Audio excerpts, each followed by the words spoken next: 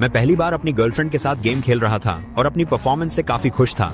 लेकिन जैसे ही मैं दोबारा खेलना चाहता था, कुछ फेडरल एजेंट्स मेरे घर में घुस आए। मैंने पूछने की कोशिश की, पर एक अफसर ने मुझे जमीन पर पटक दिया और हथकड़ी लगा दी। बाद में उन्होंने मेरे घर की तलाशी ली और उन्हें ढेर सारी कलाकृतियां, बहुत सारा कैश और 2 भारी हथियार भी मिले। ये आखिर है क्या, जिम्बो? जिमी, यह एक AK-47 है, तो सजा कम होने की कोई गुंजाइश नहीं। उनके पास बड़े वकील हैं, पानी को शराब बना देंगे। पुलिस के आरोपों से मैं बिल्कुल नहीं घबराया। मुझे पता था कि अगर मैं जेल गया भी तो मेरे पिताजी मुझे बाहर निकालने का कोई रास्ता जरूर निकाल लेंगे। लेकिन मुझे उम्मीद नहीं थी कि इस बार परिवार के हितों को बचाने के लिए पिताजी ने अभियोजक से समझौता कर लिया। उन्होंने कहा कि अगर मैं जुर्म कबूल कर लूं तो जज मुझे सिर्फ 4 साल की सजा होगी। हालांकि ये मानना मुश्किल था, पर पिता के कहने पर मैं मान गया।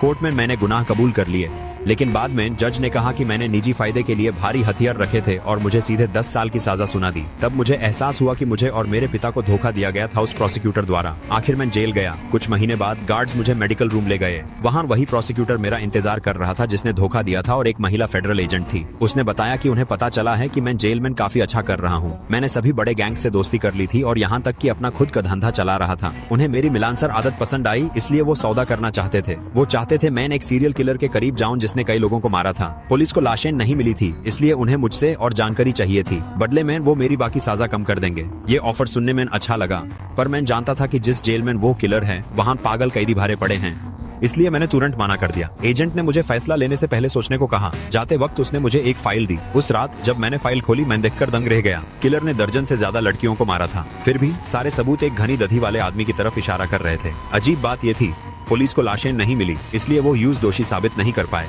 फाइलें पढ़कर मुझे समझ नहीं आया कि क्या करूं। तो अगले दिन मैं पिता से सलाह लेने गया और मेरे पिता की सलाह ने मुझे और भी हैरान कर दिया।